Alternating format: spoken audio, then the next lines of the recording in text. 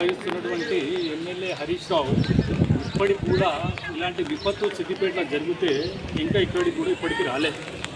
అంటే ఒక విపత్తు జరిగితే ప్రజలు పక్కన పెట్టేసి ఆయన వేరే జిల్లాలో ఏదో తిరుగుతున్న సమాచారం వచ్చింది.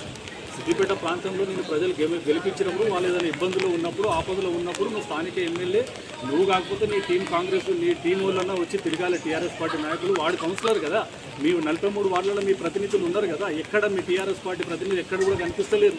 నువ్వు కనిపిస్తలేవు, నీ ప్రతినిధి కనిపిస్తలేవు, నీ చైర్మన్ అమ్మ కనబడతలేదు, ఎవరు కనబడతలేరు.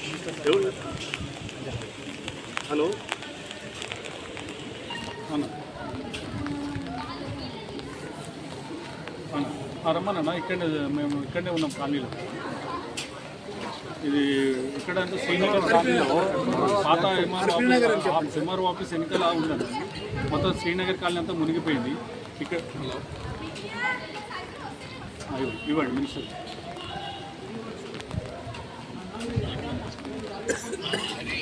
Sir good morning sir. Sir ఇప్పుడు సిద్దిపేట టౌన్కి వచ్చేసరికి సార్ శ్రీనగర్ కాలనీ, హరిప్రియ నగర్, బారెమ్మం చౌరస్తా, సాజిద్పూర్ అలాంటి ప్రాంతాలన్నీ మొత్తం ఇళ్ళన్నీ వాటర్ వచ్చేసినాయి సార్. మేము ఇక్కడనే తిరుగుతూ ఉన్నాం సార్. కలెక్టర్ గారు వచ్చారు, తర్వాత సంబంధిత అధికారులు ఆర్డీఓ ఎంఆర్ఓ గారితో కోఆర్డినేట్ చేస్తున్నాం, పోలీస్ అధికారులతో కోఆర్డినేట్ చేస్తున్నాం సార్. శ్రీనగర్ కాలనీలో పాపం మంచినీటి సదుపాయం కూడా తాగడం లేకపోతే ఇప్పుడు మన టీం వాళ్ళంతా పార్టీ తరఫున మంచినీటి వాటర్ కూడా అందిస్తూ ఉన్నాం సార్. ఇక్కడనే కాలనీ వాసులంతా ఇదే ఏరియాలో ఉన్నాం సార్ పొద్దున్న.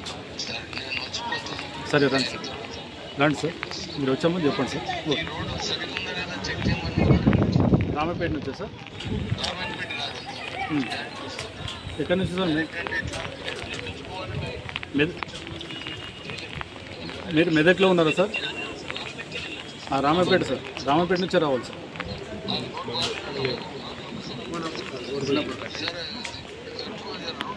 నేను అనుకోండి చెప్తాను సార్.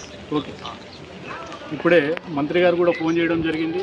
మంత్రి గారు కూడా సిద్దిపేటకు వస్తున్నా అని చెప్పడం కూడా జరిగింది. అంటే కాంగ్రెస్ పార్టీ ప్రతినిధులంతా ప్రజాసేవలో నిమగ్నమై ఉన్నారు. ముఖ్యమంత్రి రేవంత్ రెడ్డి గారు కూడా క్లియర్గా వెంటనే కలెక్టర్ల సమావేశం ఏర్పాటు చేసి అధికారులతో మాట్లాడడం కానీ, ముఖ్యమంత్రి గారు చిత్తశుద్ధితో ప్రజల పట్ల ఏ ఆపత్తు రాకుండా తినడానికి కానీ ఉండడానికి కానీ మంచినీటి ఇది విపత్తు కారణంగా ఈ విధంగా జరిగింది. కానీ ఖచ్చితంగా అధికారులంతా అలర్ట్ అయి ఉన్నారు. మంత్రి గారు కూడా సిద్దిపేటకు 1 అవర్లో రాబోతూ ఉన్నారు.